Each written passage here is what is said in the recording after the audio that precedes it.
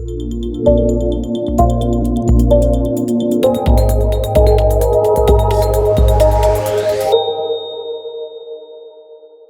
right, well, Jeffrey, it's lovely to see you. It's good to see you.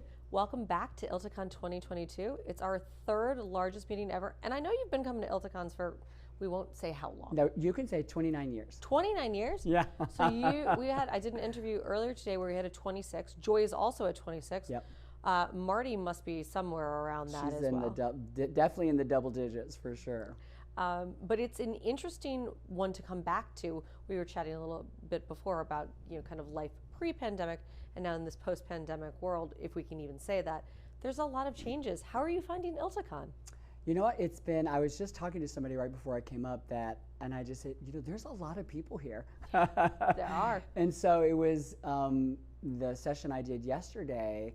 It was exciting because it was a huge room. It was completely packed, and there was a whole line of people standing around the back to watch, an educational session. And it has been a while to have that feeling of, wow, so many people who are interested in the same thing. Yeah. So, for me, it's the same thing it always is. It's the community. It's seeing all my friends from years. And I'm traveling with someone, Rami, who works at our company, it's his first ILTACON. He's like, who do you not know in this joint? You can't walk across the lobby. And I'm like, to me, that is the magic. It's the magic of blending the friendship and the education. So I think it's been a pretty spectacular year. So I'm excited about it. I'm excited to see it back at full steam. Me too. And I think it's really interesting. One of the biggest exhibit halls we've ever had. It's huge. What booth are you guys at? We're 626. 626. And what are you doing in the booth to kind of drive traffic? Yeah, so this year, obviously we wore crazy costumes. I have petitioned for no more spandex. I am too old for spandex, so we need. I think you were in spandex last night, if I recall. I was indeed, and okay. There are pictures. So I think what we've been doing at the booth this year is we've been doing lots of demos of different products. We've been talking. For us, it's funny because I think a lot of vendors think about ILTA as a way to, make new customers, Absolutely. Right? But for us, it's actually more of an opportunity to connect with existing customers. And because we've been remote with so many of our, even at the sales level, it's all been remote. We haven't visited with customers in person for so long. So for us, the booth this year is more like homecoming. Just everybody's coming to say hello and projects we've done with you. This is the first time I've seen you in person since we started your project a year ago. So it's been a great way to just hug people and see them in person and meet each other. And everybody says, oh, you're a lot shorter than I thought. I'm like, I look tall on Zoom. It's a trick I have. So it's just been nice to see real human beings and not just on the TV screen. So for us, it's been more about a homecoming vibe.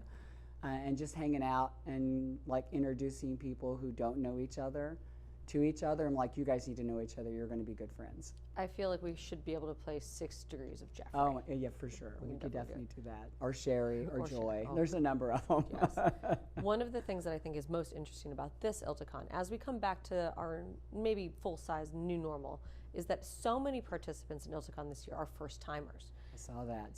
See those powder blue, very attractive color. We actually ran out of ribbons. Did you? We did. And I think that speaks very well of the conference. But I also think for existing organizations, for business partners like you guys that have a long-standing relationship with ILTA, this is an opportunity for you guys to find new people, new friends. What would you ask someone who was a first-timer, who had just come into your booth? What would you want them to ask you guys? We certainly work in user adoption. That's kind of what we do, right? So we're all about, after the project is put together and running, how do you make people use it? I think what I would encourage people to ask is why, even if you do everything right and you build an amazing system that does amazing things and is super fast and everything that everybody ever said they wanted, why do people still not use it? So if you've delivered what you understood they wanted, why are they still not using this? I think that's the question that I think gets to the heart of what we do, which is change management and user adoption. And I think we have to recognize that people learn in so many different ways now. Totally. There's a couple things I think that matter. One, of course, is learning style. Right? You want to accommodate everyone's learning style. And I think we're all coming out of this sort of isolated self-service and not quite sure how to fit together as a team again.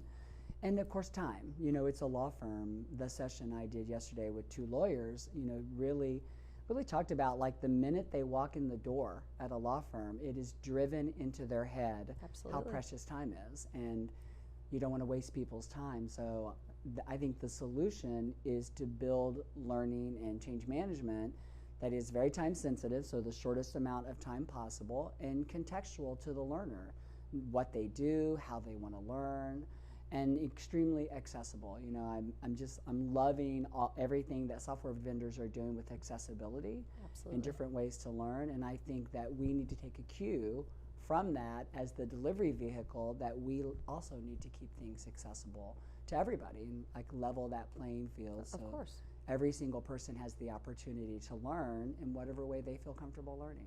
I think there's a lot to be said for the idea that accessibility begets progress and productivity. You guys are doing some awesome work. And it's been difficult for people coming out of the pandemic for the last couple of years, trying to figure out how to reintegrate. One of the things I like with you guys is that you continue to innovate. What are you doing now? Yeah, so we, prior to the pandemic, we had already started to shift into what we think about as our digital first model. And what that means is using technology to deliver the learning, not relying on classrooms necessarily, but on platforms, still using people, obviously. So one of the tools that we developed, TIPS, is a just-in-time tool for giving you the information you need at the point of need. Because it's really difficult to get lawyers, in particular, engaged in learning something that they don't need right now. Because between getting to that moment, I've got a lot of work to do. So it's challenging to get them to pre-learn. So the idea of TIPS is that you can be in iManage or NetDocuments or Word or Outlook, and at that moment when you can't figure out how to turn on your out-of-office assistant, TIPS is like a smart agent that says, it looks like, you know, almost like the old days, it looks like you're trying to turn on your out-of-office assistant, can I help you with that? So, yeah, the Clippy redesigned and made a bit more useful. And so, you know, we created that platform that delivers the learning at the point of need, and then the twist is that we authored it ourselves, so it's all legal specific. So it's all about working in law firms, understanding things like ethical walls, understanding how law firms function, and so the firm can deploy it without needing to spend weeks or months or even years writing all of that content, because it's already written for them. I think I need that for my daily life. It'd be very helpful. It would be nice. It would be. But I think that's been absolutely core, no pun intended, to what you guys have done. Looking a little bit ahead, if we're coming full steam back in, what does 2025 look for you guys? You know, I definitely see that everyone's recognized we don't put the genie back in the bottle. So, you know, law firms that had very strict remote work policies prior to the pandemic, some of them thought, well, we're going to go right back to that, right? Everybody's going to be back in the office every day, and they quickly realized that that model is just not going to work. And so we continue to see independent workers, people working in different locations, not being bound by, you know, like geography or even time zones. And so I think as we go forward, we'll continue to develop tools that allow people to be self-service and self-reliant, like TIPS does, when they can be, and so that when we step in to offer our help, it'll be at a higher value position, right? So we'll more strategic, we can help you, you know, and enable you to, you know, run your practice better, get more clients, but maybe you can figure out how to turn on your out-of-office assistant using some of the intelligent tools we've developed. So I think that independence is going to continue. I don't think it's going to go away. Too many people have become accustomed to working independently. And I think there's a drive to make sure that that doesn't turn into isolation. Independence is good, but isolation is not good. And so how can we build community if maybe we're not ever all in the same place again? It's really challenging to think about how would we keep the community feeling going, because obviously we love the community when we're all together, but how do we, even at ILTA, I'm always telling people, you know, ILTA doesn't end with ILTACON. No. And that's a conception that you participate all year long in different ways. And I think that's what I think 2025 will continue to allow us, that ability to allow folks to be independent when they want to be, but give them tools to help themselves, and then step in when we can add real value rather than the low-hanging fruit. Well, you have always provided an enormous amount of value, and so has Encoretech. Jeffrey, thank you so much for sitting down with me today. It's my pleasure. It's absolute joy.